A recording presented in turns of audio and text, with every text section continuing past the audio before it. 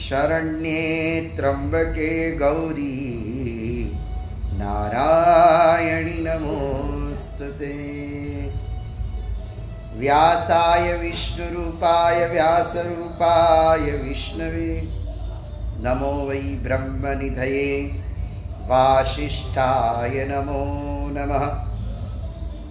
श्रीनारद उवाच सत्यं सत्यं पुनः सत्यं वेदशास्त्रार्थनिर्णयः पूजनीया पराशक्ति निर्गुणा सगुणाथवा। बोलिए श्री अम्बे मात की जय। समग्र जगतનું સંચાલન કરવાવાળી માં પરાંબાના ચરણોમાં ભગવતીના ચરણોમાં વંદન કરી માતાજીનું શબ્દાત્મક સ્વરૂપ, માતાજીનું અર્ચનાત્મક સ્વરૂપ દેવી ભાગવતના ચરણોમાં વંદન પ્રણામ કરી પ્રથમ સ્કંધ એની કથાને શ્રવણ કરી રહ્યા છીએ ત્યારે દેવર્ષિ નારદજી ભગવાન વેદવ્યાસજીને કહે છે કે તમે માતાજીની ઉપાસના કરો. અહીંયા 3 વખત સત્ય શબ્દ મૂક્યો છે. સત્યમ સત્યમ પુનઃ સત્યમ. આમાં હું નથી કહેતો, પણ વેદ શાસ્ત્રાર્થ નિર્ણય, વેદોનો અને શાસ્ત્રોનો નિર્ણય છે. શું નિર્ણય છે? પૂજનીયા પરાશક્તિ, પરાશક્તિની ઉપાસના કરવી જોઈએ. એ માતાજી કેવા છે તો કે છે નિર્ગુણ છે અને સગુણ છે. માતાજીના 2 સ્વરૂપ છે. તો ભક્તોએ શક્તિના સગુણ સ્વરૂપની ઉપાસના કરવી એમ દેવી ભાગવત કહે છે. અને જે લોકો વિરક્તિ છે એ લોકોએ નિર્ગુણ સ્વરૂપની ઉપાસના કરવી. તો દેવી ભાગવતમાં પ્રસંગ છે 10મા અધ્યાયમાં ભગવાન વેદવ્યાસજીની તપસ્યાનું વર્ણન છે. અને એમનું તપ જોઈ, કારણ કે વ્યાસજી મેરુ પર્વત ઉપર ગયા છે, 99 મંત્રમાંથી એમને એક બીજ પકડ્યું છે, ઐમ. એક બીજનો મહિમા છે. તો તપ કર્યું, તો તપ દ્વારા મહાદેવજી પ્રગટ થયા છે, માતાજી પણ પ્રગટ થયા છે. મહાદેવજીએ ભગવાન વેદવ્યાસજીને કહ્યું કે મારો જ અંશ તમારે ત્યાં પુત્ર તરીકે અવતરિત થશે. વ્યાસજી આશ્રમમાં આવ્યા. એ પછી વ્યાસજીના મનમાં થયું કે હું યજ્ઞ કરું. યજ્ઞ કરવા માટે ભગવાન વેદવ્યાસજીએ અરણી પ્રગટાવ્યો છે. અરણી મંથન કરવાની તૈયારી કરે છે. એ સમયે વ્યાસજીએ વિચાર કર્યો કે મહાદેવજીએ, માતાજીએ મને વરદાન તો આપ્યું, પણ મને પુત્ર તો થાય જો હું ગ્રહસ્થી બનું, હું પરણું. અને એ સમયે સ્વર્ગલોકમાંથી ધ્રુતાજી નામની અપ્સરા પસાર થઈ. તો ધ્રુતાજીનું સ્વરૂપ જોયું ભગવાન વેદવ્યાસજીએ. પણ ભગવાનના મનમાં થયું કે અપ્સરાઓ સાથે જેને જેને જીવન જોડ્યું એનું જીવન છિન્ન ભિન્ન થઈ ગયું. પુરુરવાના પ્રસંગને યાદ કર્યો. પ્રથમ સ્કંદના 11મા અધ્યાયમાં સુદ્યુમ્નનું ચરિત્ર છે, જે ચરિત્ર આપણે મહાત્મ્યમાં સાંભળ્યું. સુદ્યુમ્ન ઈલા હતી અને એમનો પરિણય ચંદ્રમાં, જ્યારે ઈલા હતા એમનો પરિણય બુધ સાથે થયો. આ બુધ એ ચંદ્રદેવ અને બૃહસ્પતિજીના પુત્ર છે, બુધ. અને બુધનો પરિણય ઈલા સાથે થયો.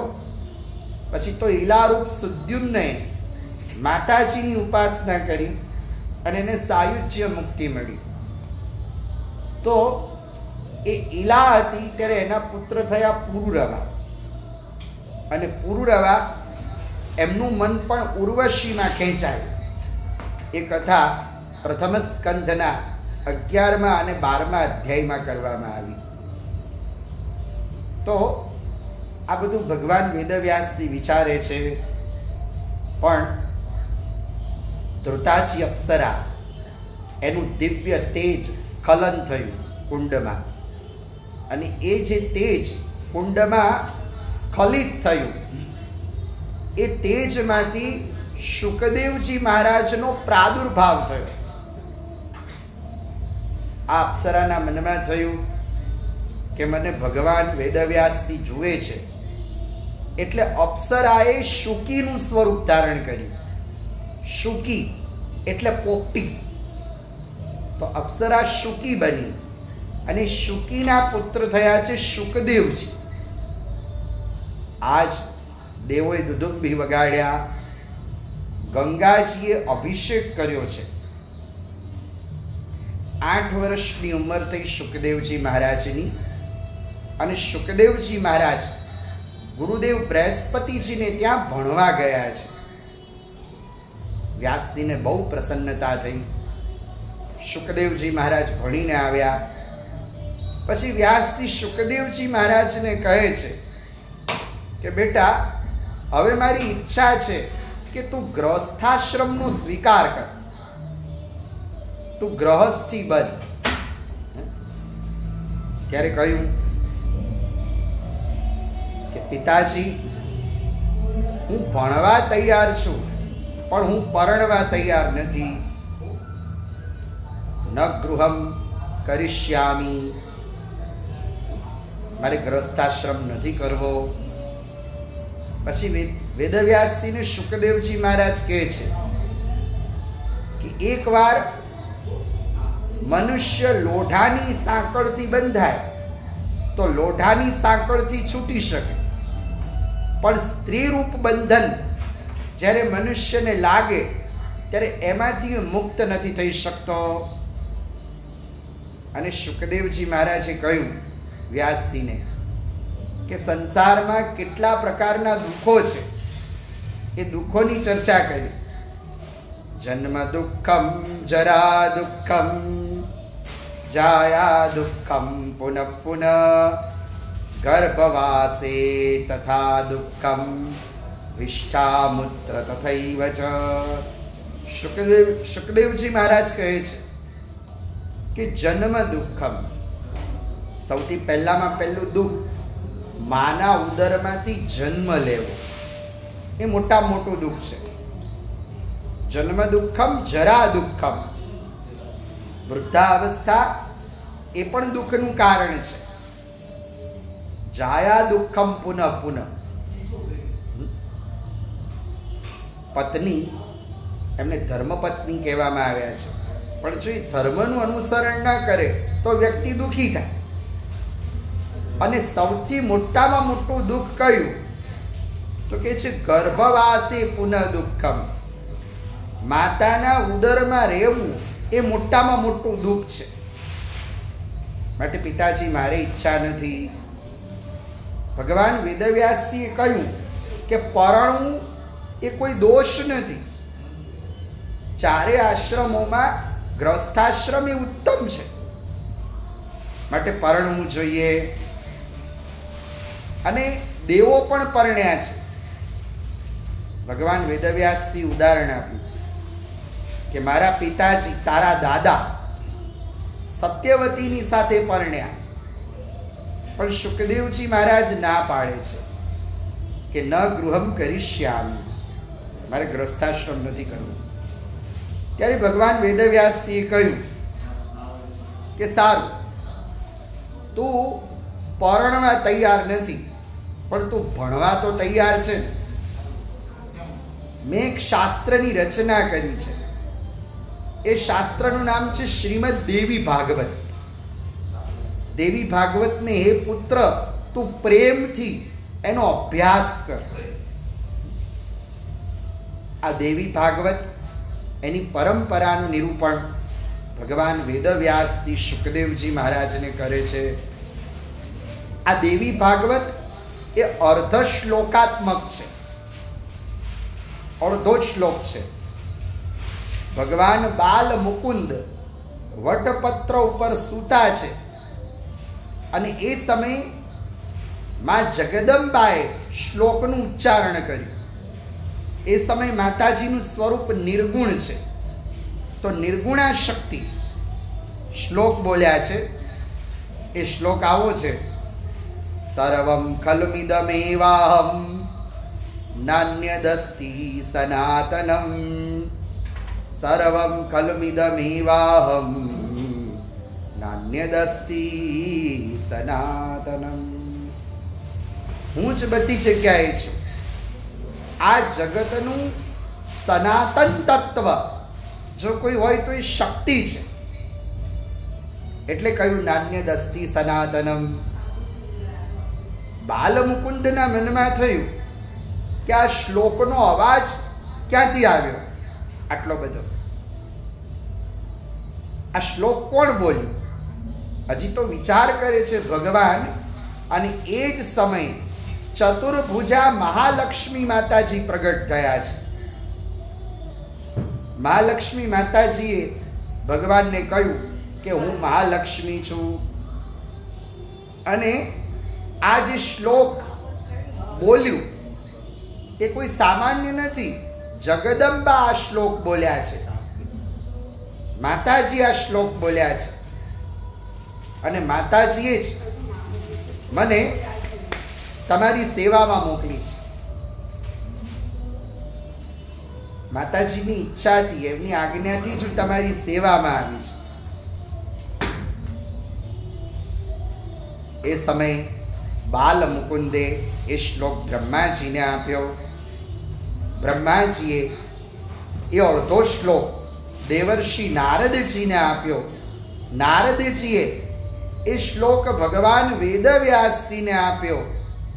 અને આ જ શ્લોકનો વિસ્તાર વ્યાસજીએ કર્યો છે. તો આ દેવી ભાગવતની પરંપરાનું નિરૂપણ કર્યું.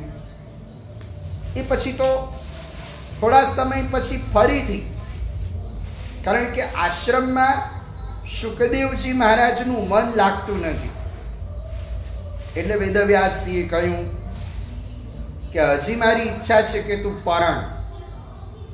શુકદેવજી મહારાજ ના પાડે છે. એ સમયે ભગવાન વેદવ્યાસજીએ કહ્યું કે શુકદેવ, મારા એક યજમાન છે જનક મહારાજ. એ મહેલમાં રહેવા છતાં પણ વિદેહી છે. ત્યારે શુકદેવજી મહારાજ કહે છે કે જનક મહારાજ વિદેહી કેવી રીતે કહેવાય? કહ્યું કે તો તું જા, અનુભવ કર તો તને ખ્યાલ આવે. સુખદેવજી મહારાજે અહીંયા ઉદાહરણો આપ્યા કે વંધ્યાને સંતાન હોય એ કેવી રીતે માનવામાં આવે. એમ જનક મહારાજ મહેલમાં રહેવા છતાં પણ વિદેહી કેવી રીતે કહેવાય?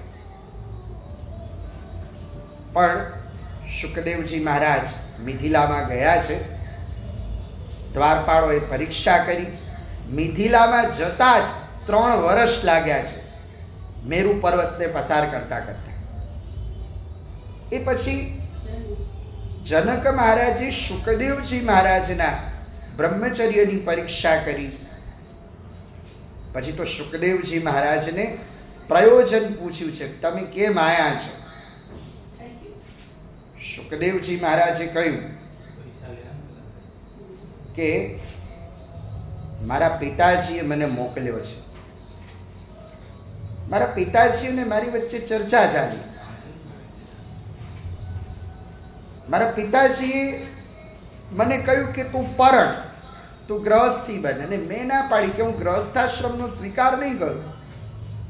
તો હવે મારે શું કરવું? મારા પિતાજીએ મને મોકલ્યો છે. ત્યારે જનક મહારાજે કહ્યું કે શુકદેવજી મહારાજ, મારી દ્રષ્ટિથી તો તમે પરણો એ જ ઉત્તમ છે. અને જનક મહારાજે અહીંયા બહુ સુંદર ઉદાહરણ આપ્યું. ઉદાહરણ એ આપ્યું કે જે વ્યક્તિ પલંગ ઉપર સૂતો હોય એને પડી જવાનો ભય રહે કે હું કદાચ પલંગ પર સૂતો છું, કદાચ કંઈક આળસ ખાઈશ તો હું પડી જઈશ. તો જે પલંગ પર સૂતો હોય એને પડવાનો ભય હોય, પણ જે નીચે સૂઈ ગયો હોય એને કોઈ પડી જવાનો ભય નથી. સુખદેવજી મહારાજ જનક મહારાજને કહે છે કે તમે તો નામથી જ વિદેહી છો. કહ્યું કે ભલે તમે જે માનતા હો, પણ મારી દ્રષ્ટિથી તો તમે પરણો. તો સુખદેવજી મહારાજે તો અહીંયા ઉદાહરણ આપ્યું કે તમે વિદેહી નામથી જ છો. જેમ કે કોઈનું નામ દિવાકર હોય, પણ એના જીવનમાં એને ક્યાંય રસ્તો ના મળતો હોય, અટવાતો હોય, તો એ દિવાકર નામ કેવી રીતે સાર્થક થાય? કોઈનું નામ હોય લક્ષ્મીચંદ, પણ એને ધન સંપત્તિનો અભાવ હોય, એમ તમે પણ નામથી વિદેહી છો. જનક મહારાજે કહ્યું તમે જે માનો એ, પણ મારી દ્રષ્ટિથી તો તમે પરણો. સુખદેવજી મહારાજ વ્યાસજીના આશ્રમમાં આવ્યા છે. વ્યાસજીને કહ્યું કે હું પરણવા પણ તૈયાર છું. તો પિતૃણામ શુભગા કન્યા પિયુરી નામ સુંદરી સુકશ્ચકાર પત્નીતામ યોગ માર્ગ સ્થિતો નિધિ. યોગ માર્ગમાં રહેવા વાળા સુખદેવજી મહારાજ પરણ્યા છે. એમને 4 દીકરાઓ થયા. પિતૃઓની કન્યા પિયુરી સાથે સુખદેવજી મહારાજે વિવાહ કર્યા. એમને 4 દીકરાઓ થયા.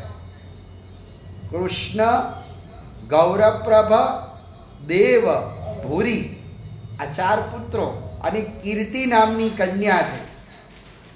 કીર્તિ નામની કન્યા એના વિવાહ વિભ્રાડના પુત્ર અણુની સાથે કર્યા.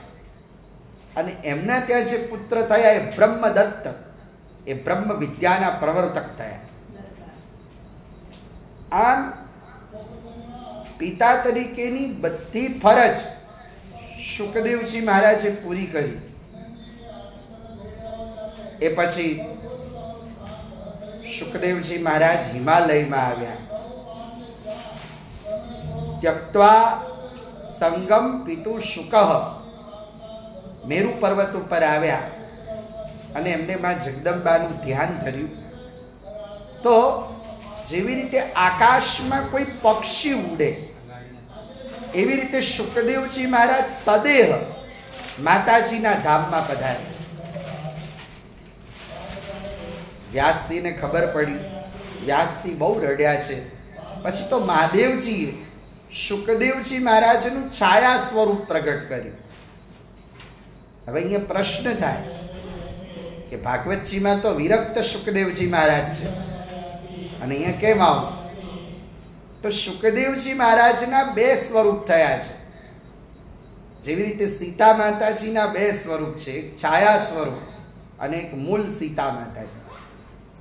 તો જે વિરક્ત સુખદેવજી છે એ તો વિરક્ત જ રહ્યા છે, પણ આશ્રમ દોષનો વ્યતિક્રમ ન લાગે એના માટે સુખદેવજી મહારાજ છાયા સ્વરૂપે પ્રગટ થયા.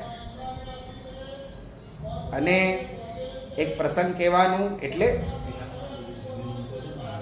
ભાગવતજીમાં જ શ્રીમદ દેવી ભાગવતમાં સુખદેવજી મહારાજના પ્રાગટ્યની કથા આવે છે. પણ સુખદેવજી મહારાજનું પ્રાગટ્ય ક્યારે થયું? તો વિદ્વાનો માને છે કે આસો મહિનાની સુદ બીજને દિવસે સુખદેવજી મહારાજ પ્રગટ્યા. તો એ બીજ ગઈકાલે જ ગઈ, બીજું નોરતું, અને સુખદેવજી મહારાજનું પ્રાગટ્ય. તો અહીંયા જે સુખદેવજીની વાત કરી છે એ છાયા સ્વરૂપ છે, પણ જે વિરક્ત છે એ તો વિરક્ત જ રહ્યા છે. પણ આશ્રમ દોષનો વ્યતિક્રમ ન લાગે એટલે સુખદેવજી મહારાજે છાયા સ્વરૂપ પ્રગટ કર્યું છે, ગ્રહસ્થી બન્યા છે.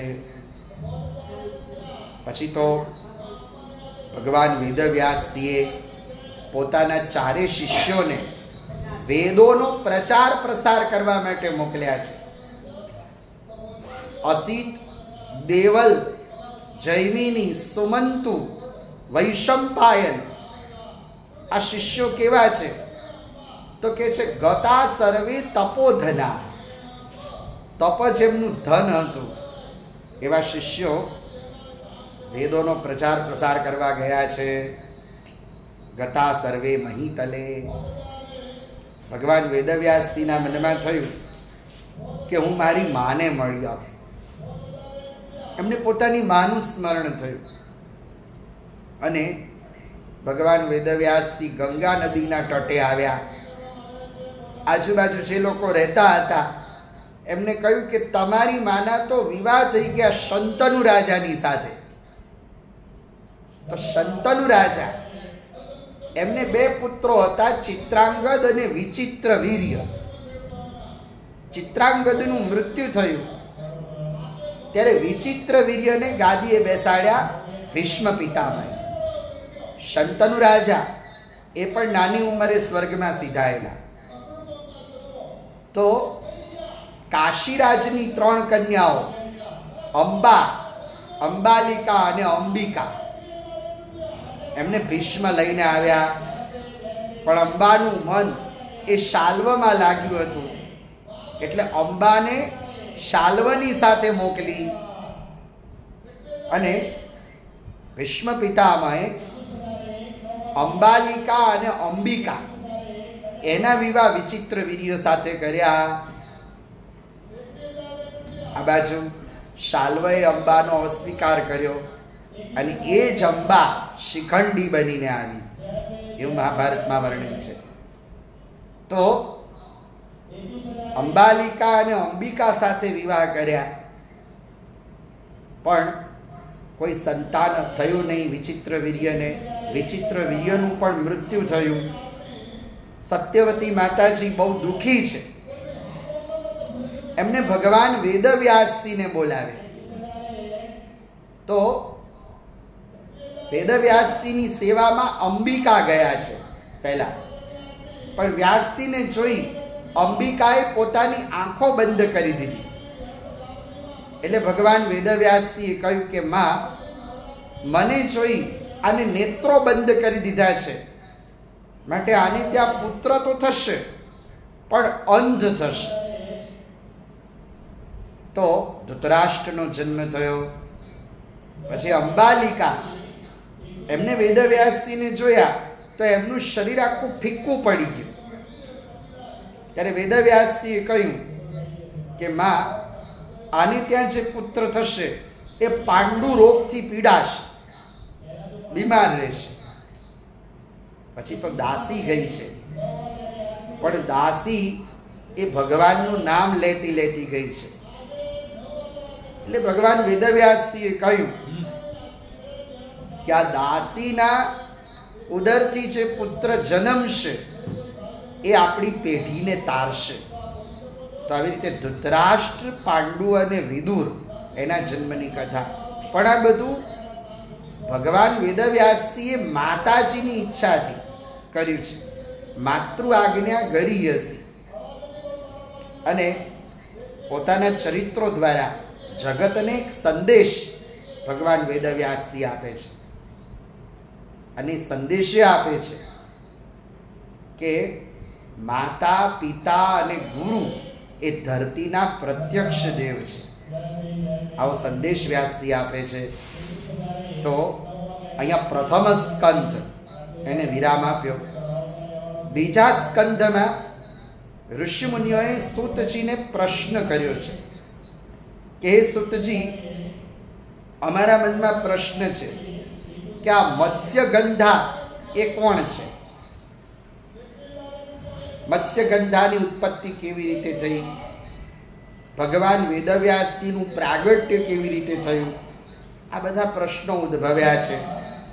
ત્યારે સૂતજી કહે છે, શ્રી સુત ઉવાચ પ્રણમ્ય પરમાં શક્તિ ચતુર્વર્ગ પ્રદાયિની આદિશક્તિં વદિષ્યામિ કથાં પૌરાણિકીં શુભાં યસ્યોચ્ચારણ માત્રેણ સિદ્ધિમ ભવતિ શાશ્વતી વાગેનામપિ બીજાર્થમ વાંચિતાર્થપ્રદાયિની.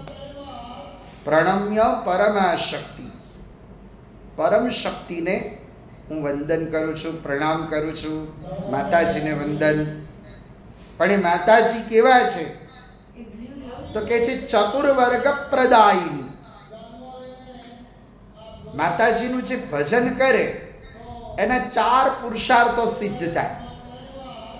એ 4 પુરુષાર્થો કયા કયા તો કે છે ધર્મ, અર્થ, કામ અને મોક્ષ. માતાજીનું ભજન કરે એની બધી મનોકામના પૂરી થાય. યસ્યોચ્ચારણ માત્રેન સિદ્ધિમ ભવતિ શાશ્વતી. માતાજીનું સ્મરણ કરવાથી સિદ્ધિ પ્રાપ્ત થાય. પણ સિદ્ધિ કઈ? જગદંબાના ચરણોમાં અખંડ પ્રેમ, એ સિદ્ધિ. તો અહીંયા હવે આ મત્સ્યગંધા કોણ છે એની કથા સંભળાવી છે. રાજા ઉપરિચરો નામ ધાર્મિક સત્ય સંઘર ચેદી દેશ પતિ શ્રીમાન બભૂવ દ્વિજ પૂજક. ઉપરિચર રાજા ધાર્મિક છે. દેવરાજ ઇન્દ્રે એમને સ્ફટિકનું વિમાન આપ્યું. વિમાન મળ્યા પછી એ ઉપર જ વિચરણ કરે છે એટલે એમનું નામ પડ્યું ઉપરિચર. તો આ ઉપરિચર રાજાનું જે તેજ છે એનું સ્ખલન થયું. વનમાં હતા ઉપરિચર રાજા. બાજ પક્ષીને તેજ આપ્યું. બાજને કહ્યું કે મારી મહારાણીને આ તેજ આપજે. તો બાજ પક્ષીએ તેજને લઈને જતો હતો. એમાં બીજો બાજ મળ્યો. એને એમ કે આમાં ખાવાનું હશે. સંઘર્ષ કર્યો. સંઘર્ષ કરતા કરતા જે પેલો દળિયો હતો એ યમુના નદીના પ્રવાહમાં પડ્યો અને એ તેજને માછલી ગળી ગઈ. આ માછલી બીજું કોઈ નહોતું પણ અદ્રિકા નામની અપ્સરા હતી. અને બ્રાહ્મણ શ્રાપથી એ માછલી થઈ. એટલે માછલીએ જ્યારે ક્ષમા માંગી ત્યારે બ્રાહ્મણે કહ્યું કે તમારે મનુષ્ય બાળકને જન્મ આપવાનો છે, પછી જ તમને ક્ષમા મળશે. તો એ કાર્ય પૂરું કર્યું છે અને અદ્રિકા સ્વર્ગમાં ગઈ. આ બાજુ દાસરાજ એને જાળ નાખી માછલીનું પેટ ચીર્યું તો એક બાળક અને બાળકી મળ્યા છે. ઉપરિચર રાજા પાસે દાસરાજ આવ્યા. ઉપરિચર રાજાએ કહ્યું કે તમે એક કામ કરો, દીકરો મને આપી દો અને દીકરી તમે લઈ જાઓ. તો દીકરો આપ્યો. જે પુત્ર આપ્યો એ પુત્રનું નામ પડ્યું છે મત્સ્યરાજ અને દીકરી એને લઈ ગયા છે ભગવાન વેદવ્યાસજી. દીકરીનું નામ પડ્યું છે મત્સ્યગંધા. એમનું નામ મત્સ્યગંધા એટલા માટે પડ્યું કે એમના શરીરમાંથી માછલી જેવી સુગંધ આવતી હતી એટલે એમનું નામ મત્સ્યગંધા પડ્યું. પછી બીજું નામ પડ્યું છે મત્સ્યોદરી. મત્સ્યોદરી નામ એટલા માટે પડ્યું કે માછલીના ઉદરથી એમનો જન્મ થયો એટલે મત્સ્યોદરી. પછી એનું એક નામ પડ્યું છે કાલી, કારણ કે શ્યામ વર્ણના હતા. પછી એમનું એક નામ પડ્યું યોજનગંધા. યોજનગંધા એટલા માટે પડ્યું કે એમના શરીરમાંથી કમળ જેવી સુગંધ પાછળથી આવતી હતી. એ પછી એમનું નામ પડ્યું સત્યવતી. તો બીજા સ્કંધના બીજા અધ્યાયમાં અહીંયા ખૂબ સુંદર નિરૂપણ સુતજી કરે છે. શ્રી સુત ઉવાચ એકદા તીર્થયાત્રાયામ વ્રજન પારાશરો મુનિ આચગામ મહાતેજ કાલિંદ્યાષ્ટકમુત્તમમ.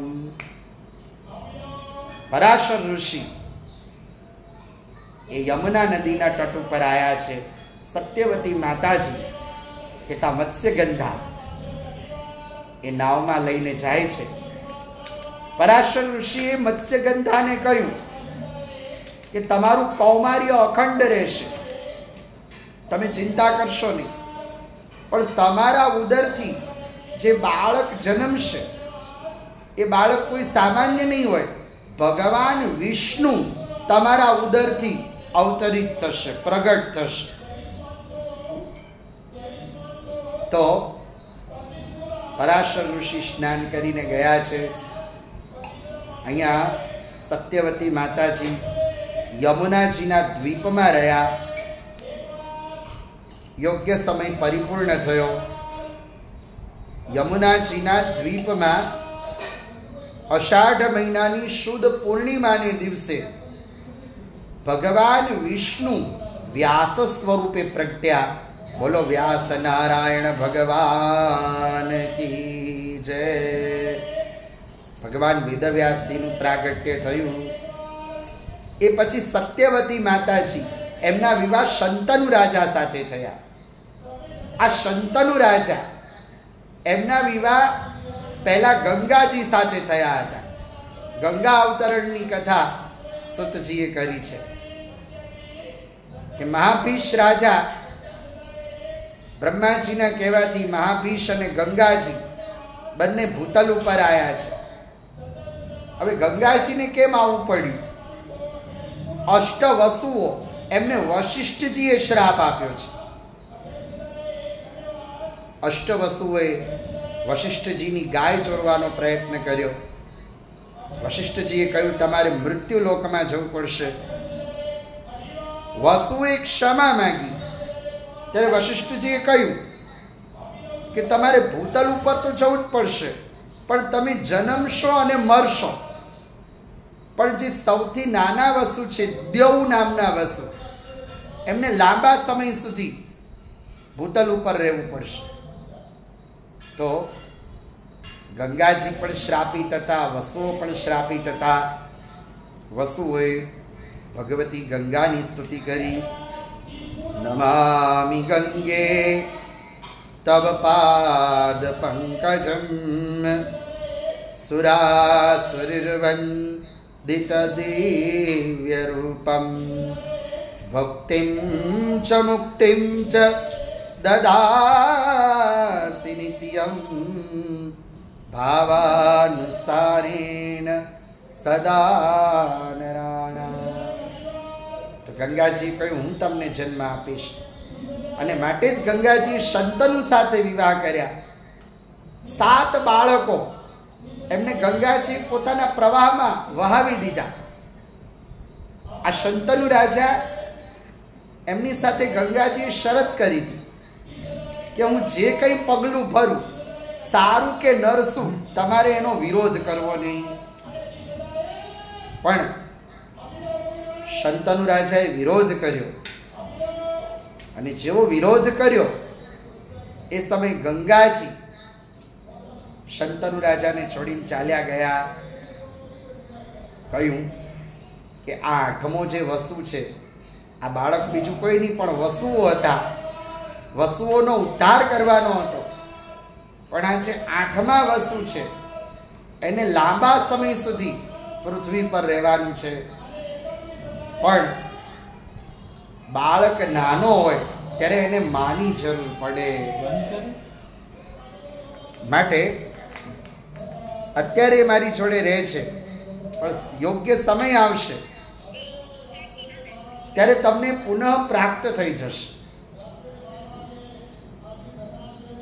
એ પછી તો ગંગાજી એ દેવ નામના વસ્તુને લઈને ગયા. શંતનુ રાજા પસ્તાયા છે. પછી થોડો સમય ગયો, એ પાછા પણ મળ્યા છે. એમનું નામ પડ્યું દેવવ્રત. પણ આ શંતનુ રાજા એમનું મન સત્યવતી માતાજીમાં ખેંચાયું છે. તો પિતાના સુખને ખાતર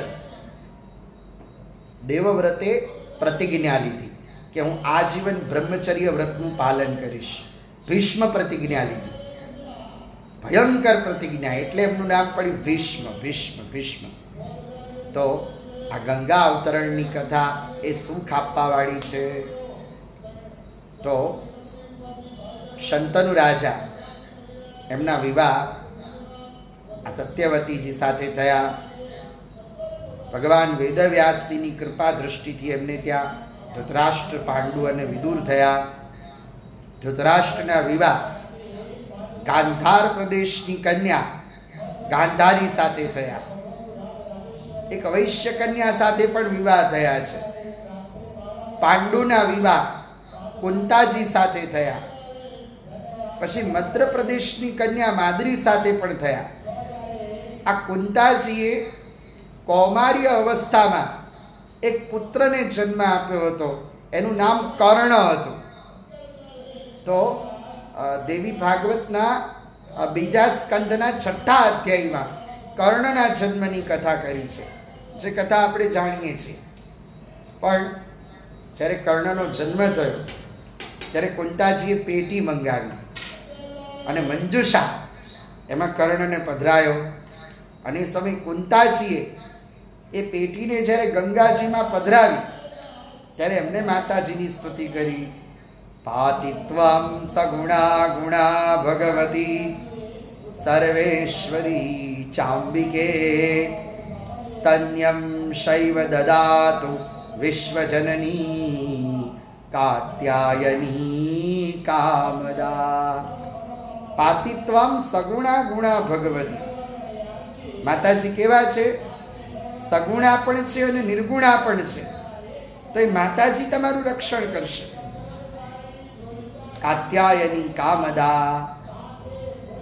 તો આવી રીતે સ્તુતિ કરી છે કુંતાજીએ. અને કર્ણની પેટીમાં પધરામણી કરી. અધિરથ નામના સારથી અને રાધાએ કર્ણનો ઉછેર કર્યો છે. એ પછી તો પાંડુ રાજાને આ કઈ વાતની ખબર નહોતી, પણ પાંડુ રાજા એમને કિંદમ ઋષિનો શ્રાપ થયો છે કે તમે તમારા પત્ની સાથે સુખ ભોગવતા હશો ત્યારે તમારું મૃત્યુ થશે. પાંડુ વનમાં ગયા. પાંડુએ સાંભળ્યું કે વંશ વૃદ્ધિ એ પિતૃઓને ખૂબ પ્રિય છે. તો કુંતાજીએ કહ્યું કે હું સંતાન ઉત્પન્ન કરીશ. તો કુંતાજીએ 3 સંતાનો ઉત્પન્ન કર્યા. યુધિષ્ઠિર એ ધર્મના અંશથી છે, પછી વાયુના અંશથી ભીમ છે, અર્જુનના અંશથી દેવરાજ ઇન્દ્ર છે. માદ્રીએ પાંડુને કહ્યું કે તમે કુંતાજીને કહો કે મને મંત્ર આપે. માદ્રીને મંત્ર આપ્યો, પણ કુંતાજી માદ્રીને કહ્યું કે તું આ મંત્રનો એક જ વખત પ્રયોગ કરી શકીશ. પણ માદ્રી બહુ હોશિયાર હતી. એમને અશ્વિની કુમારોને બોલાવ્યા અને અશ્વિની કુમારોના તેજથી માદ્રીને જે પુત્રો થયા એ સહદેવ અને નકુલ થયા છે. પછી તો પાંડુનું મૃત્યુ થયું. માદ્રી પતિની પાછળ સતી થયા ત્યારે કુંતાજીને કહ્યું કે હું મારા પતિની પાછળ જઉં છું, પણ હવે તમારે 3 નથી પણ તમારે 5 પુત્રો છે એમ માનીને તમે 3 તમારા 2 મારા, તમે એનું લાલન પાલન કરજો. આ બાજુ કુંતાજી હસ્તિનાપુરમાં ગયા છે. એક દેવોએ પ્રમાણ આપ્યું કે આ અમારા પુત્રો છે. પંચાનામ દ્રૌપદી ભાર્યા સામાન્યા સા પતિવ્રતા ભરતુભ્યો પંચે ભરતુભ્યો તસ્ય સુંદર. તો પંચાનામ દ્રૌપદી ભાર્યા. 5 પાંડવોના વિવાહ દ્રૌપદીજી સાથે થયા. દ્રૌપદીજી એ શક્તિનો અંશ છે. એ પછી તો કૌરવ પાંડવોનું યુદ્ધ થયું, એમાં પાંડવોનો વિજય થયો. પણ ધૃતરાષ્ટ્રની ઈચ્છા થઈ કે મારે મારા દીકરાઓનું શ્રાદ્ધ કરવું છે. ભીમ બહુ મેણા મારે છે કે આ ધૃતરાષ્ટ્રના મેં 100 દીકરાઓને મારી નાખે. યુધિષ્ઠિર પાસે ધન માંગ્યું. બહુમતી યુધિષ્ઠિરજીના પક્ષે હતી. ધન આપ્યું. ધૃતરાષ્ટ્ર, ગાંધારી, કુંતાજી આ બધા હરિદ્વાર આવ્યા છે, ગંગા નદીના તટે, અને શ્રાદ્ધ કર્યું છે. એ પછી તો પાંડવો પણ સ્વજનોને મળવા આવ્યા. વિદુરજીની સદગતિ થઈ. સ્વજનોનું મિલન ગંગા નદીના તટે થયું. એ સમયે ભગવાન વેદવ્યાસજી એમનું પ્રાગટ્ય થયું છે. ભગવાન વેદવ્યાસજી પ્રગટ્યા. વેદવ્યાસજી એમના દર્શન કર્યા સ્વજનોએ, અને સ્વજનોએ દર્શન કર્યા ત્યારે સ્વજનોને ઈચ્છા થઈ. જેમ કે કુંતાજીએ એવી ઈચ્છા વ્યક્ત કરી કે મારે મારા કર્ણને જોવો છે. સુભદ્રાજીએ એવી ઈચ્છા વ્યક્ત કરી કે મારે મારા અભિમન્યુને જોવો છે. તો ભગવાન વેદવ્યાસજીને બધા કહે છે કે જે લોકો કુરુક્ષેત્રમાં મૃત્યુ પામ્યા છે, તમે મૃતાત્માઓના દર્શન કરાવો. ત્યારે ભગવાન વેદવ્યાસજીએ કહ્યું કે મૃતાત્માઓના દર્શન હું કેવી રીતે કરાવી શકું? એ હું ન કરાવી શકું, એ તો માતાજી કરી શકે. અને ભગવાન વેદવ્યાસજીએ માં જગદંબાની સ્તુતિ કરી છે. શ્રી વ્યાસ ઉવાચ યદા ન મેધા ન ચ વિષ્ણુ ઈશ્વરો ન વાસવો નૈવ જલાધિપસ્તથા ન વિત્તપો નૈવ યમ ન પાવકૈર તદાસી દેવી ત્વમહં નમામિ તામ. વ્યાસજી માતાજીની સ્તુતિ કરે છે. દેવદેવી બ્રહ્મરૂપા મણિદ્વીપાધિવાસિનીમ, દેવદેવી બ્રહ્મરૂપા મણિદ્વીપાધિવાસિનીમ. યદાન મેધા, જ્યારે બ્રહ્માંડમાં કઈ નહોતું, સૂર્ય નહોતા, ચંદ્ર નહોતા, જ્યારે જળ નહોતું, જલમ ન વાયુ ન ધરા ન ચાંબર, જ્યારે જળ નહોતું, વાયુ નહોતું, ધરતી નહોતી, આકાશ નહોતું, બ્રહ્માંડમાં કોઈ દેવની હાજરી નહોતી, ત્યારે તમારી હાજરી હતી. તદાસી દેવી ત્વમહં નમામિ તામ. હું તમને વંદન કરું છું, પ્રણામ કરું છું. જ્યારે મન, બુદ્ધિ, ચિત્ત, અહંકાર કઈ નહોતું, ત્યારે તમારી હાજરી હતી. તો વ્યાસજીની સ્તુતિથી માં જગદંબા પ્રગટ થયા, પ્રસન્ન થયા, અને કુરુક્ષેત્રમાં જે લોકો મૃત્યુ પામ્યા હતા એ મૃતાત્માઓના દર્શન ભગવાન વેદવ્યાસજીએ કરાયા. પછી તો ભગવાન શ્રી કૃષ્ણ ધામમાં પધાર્યા. યાદવા સ્થલી થઈ એનું વર્ણન કર્યું છે. એ પછી તો પરીક્ષિત મહારાજ એમને કળિયુગનો નિગ્રહ કર્યો, કળિયુગને સ્થાન આપ્યું. પણ જરાસંધનો મુગટ પહેરીને ગયા અને એમને શમીક ઋષિના ગળામાં મૃતક સર્પ પહેરાયો.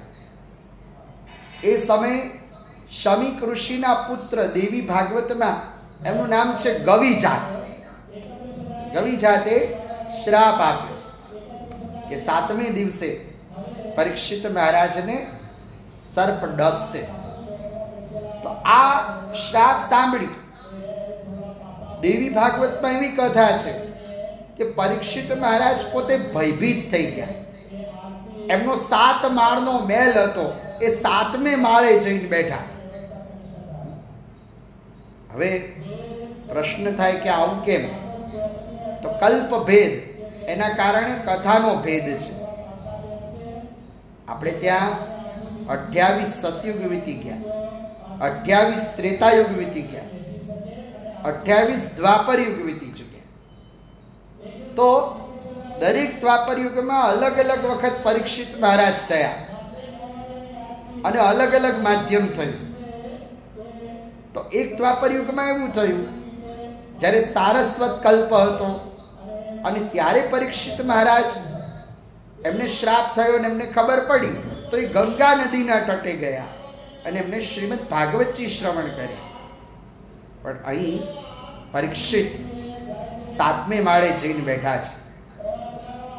પ્રમદ્વરા અને રૂરુનું વૃત્તાંત મંત્રીઓને સંભળાયું. આ બાજુ 7મો દિવસ હતો. તક્ષક દસવા જતો હતો અને એ સમયે એને કશ્યપ બ્રાહ્મણ મળ્યો. કશ્યપ બ્રાહ્મણ એ પણ માતાજીનો ઉપાસક હતો, જગદંબાનો. ત્યારે આ કશ્યપ બ્રાહ્મણ એમને માતાજીની ઈચ્છાથી જે વૃક્ષ સૂકું હતું એને લીલું બનાવી દીધું. તક્ષકે બ્રાહ્મણને કહ્યું કે તમે જાઓ, મારે પરીક્ષિત સાથે કોઈ વેર નથી, પણ હું તો બ્રાહ્મણ બાળકના શ્રાપને સત્ય કરવા માટે થઈને જઉં છું. કશ્યપ વિદાય થયો અને આ જે તક્ષક એ ફળમાં પ્રવેશ કરીને ગયો છે. સેવકોએ પરીક્ષિત મહારાજને ફળ આપ્યા. એમાં સૌથી મોટું ફળ હતું, એમાં તક્ષક બેઠો હતો કીડાના રૂપમાં. અને જ્યાં પરીક્ષિત મહારાજે ફળ કાપ્યું, કીડો નીકળ્યો. પરીક્ષિત મહારાજે કહ્યું કે આ કીડાને હું મારા ગળે લગાડી દઉં છું.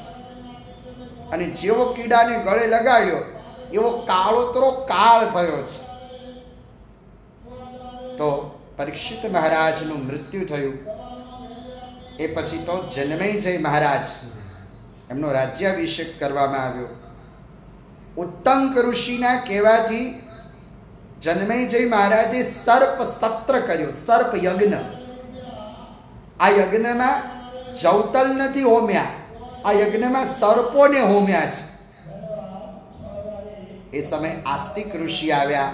આસ્તિક ઋષિએ યજ્ઞને અટકાયો અને એ સમયે યજ્ઞ મંડપમાં ભગવાન વેદ વ્યાસજી પ્રગટ થયા.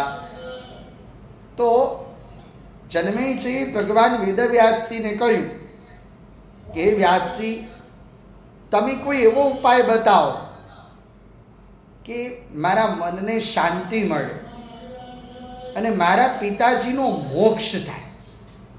એવો કોઈ ઉપાય હોય તો કહો. ત્યારે કહ્યું કે હે જન્મેજય, તમે એક કામ કરો. શું? માં જગદંબાનું મંદિર બંધાવો અને માતાજી એમનું મંદિર બંધાવો અને માતાજીનું જે અષ્ટભુજાવાળું સ્વરૂપ છે એની સ્થાપના કરો. માં અંબાનો યજ્ઞ કરો અને તમે દેવી ભાગવત શ્રવણ કરો. ત્યારે પ્રશ્ન થયો કે હું દેવી ભાગવત તો શ્રવણ કરું, પણ મને દેવી ભાગવત સંભળાવશે કોણ? ત્યારે કહ્યું કે હું જ તમને સંભળાવીશ. જો હું એટલા માટે જ આવ્યો છું. તો અહીંયા જન્મેજયે હસ્તિનાપુરમાં માતાજીનું મંદિર બંધાયું, વ્યાસપીઠ તૈયાર થઈ અને વ્યાસપીઠ ઉપર ભગવાન વેદવ્યાસજી બિરાજમાન થયા. ભગવાન વ્યાસજી પીઠ ઉપર બિરાજમાન થયા ત્યારથી એ પીઠનું નામ વ્યાસપીઠ પડ્યું. એ પછી તો જન્મેજયે પ્રશ્ન કર્યો કે આ આસ્તિક ઋષિ કોણ હતા? તો જરાતકુ ઋષિની કથા સંભળાવી. જરાતકુએ ચરત્કારુને કહ્યું કે તારે ત્યાં જે પુત્ર થશે એ તારા ભાઈને તારશે, તારા ભાઈનું કલ્યાણ કરશે. કારણ કે કદ્રુના સર્પથી કદ્રુના શ્રાપથી સર્પોને મુક્ત કરાવવાના હતા અને માટે વાસુકીએ પોતાની બહેનના વિવાહ જરત્કારુના વિવાહ જરાત્કુ ઋષિ સાથે કર્યા. તો એ બધા પ્રસંગને યાદ કર્યો. જરાત્કુ ઋષિએ જરત્કારુનો ત્યાગ કર્યો અને જરત્કારુ માયાપુરી ક્ષેત્રમાં ગયા, હરિદ્વારમાં, અને એ જરત્કારુ મનસા માતાજીના સ્વરૂપમાં બિરાજમાન થયા. બોલો મનસા મૈયા કી જય. અને ભગવાન વેદવ્યાસ કહે છે, ત્વામહમ શ્રાવયિષ્યામિ કથામ પરમ પાવની તારિણી દુર્ગ સંસાર નાના રસ સમન્વિતા. તો આ કથા કેવી છે? સંસાર સાગરને તારવા વાળી છે. તો તૃતીય સ્કંધમાં ભુવનેશ્વરી માતાજીના પ્રાગટ્યની કથા ભગવાન વેદવ્યાસજીએ કરી છે. ત્રણેય દેવો જુએ છે ચારે બાજુ જળ જળ, સિવાય જળ કઈ નથી. પછી આકાશવાણી થઈ કે તમે સર્જન કરો. તો દેવો વિચાર કરે છે કે અમે કયું સર્જન કરીએ? ત્યારે વિમાન પ્રગટ થયું. વિમાનંતમ મનોવેગમ. આ વિમાન કેવું હતું? તો કે મનના વેગથી ચાલવા વાળું. તો દેવોને બેસાડ્યા છે. ત્રણેય દેવોને પોતપોતાના લોકો માતાજી બતાવે છે કે તમે એમ માનો છો ને કે આ જગતમાં કંઈ નથી. અરે કંઈ ન હોવા છતાં આ જગતમાં બધું છે. ચાલો, બ્રહ્મલોક, વૈકુંઠ, આ બધું જોયું. એ પછી ધીરે ધીરે ધીરે ધીરે વિમાન અમૃતના સમુદ્રમાં આવ્યું. મણીના બેટમાં વિમાન ઉતર્યું છે. ત્રણેય દેવો વિમાનમાંથી નીચે ઉતર્યા અને જેવા મણિદ્વીપ ધામમાં ગયા એવા ત્રણેય દેવો દેવી સ્વરૂપ બની ગયા. બ્રહ્માજી એ બ્રહ્માણી માતાજી બન્યા. ભગવાન વિષ્ણુ એ વૈષ્ણવી શક્તિ બન્યા. રુદ્ર એ રુદ્રાણી શક્તિ બન્યા છે. એ પછી તો માતાજી મણિદ્વીપ ધામમાં બિરાજમાન છે. પણ એ માં કેવા છે? રક્તમાલ્યાંબરધરા વિદ્યુત કોટી સમપ્રભા સુરક્તા નયના કાંતા દંતચ્છદ વિરાજિતા. માતાજીનું જે તેજ છે એ કરોડો વીજળીઓ સમાન છે. તો વિષ્ણુ ભગવાને પરિચય કરાયો કે આ એ માં છે કે જ્યારે હું બાલ મુકુંદ બની વટપત્ર ઉપર સૂતો હતો ત્યારે આ જ માં મને ઝુલાવતા હતા. જેવા ત્રણેય દેવો નજીક ગયા, માં જગદંબાએ લીલા કરી. પોતાના જમણા પગના અંગૂઠાના નખમાં સમગ્ર દેવોને બ્રહ્માંડના દર્શન કરાયા. માં જગદંબા 14 ભુવનના ઈશ્વરી બન્યા. એટલે માતાજીનું નામ પડ્યું ભુવનેશ્વરી. બોલીએ ભુવનેશ્વરી માત કી જય. આપ સૌને પણ ભુવનેશ્વરી માતાજીના પ્રાગટ્યની વધાઈ. અને હવે આવો આપણે માતાજીની આરતી કરીએ. તૃપ્તિબેન.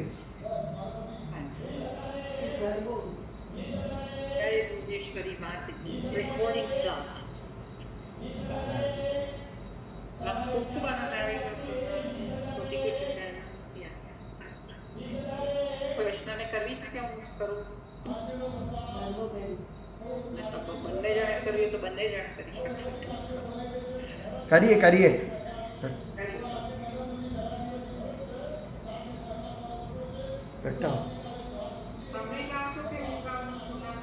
હા હા હા ગાઉં છું. પ્રગટાવો.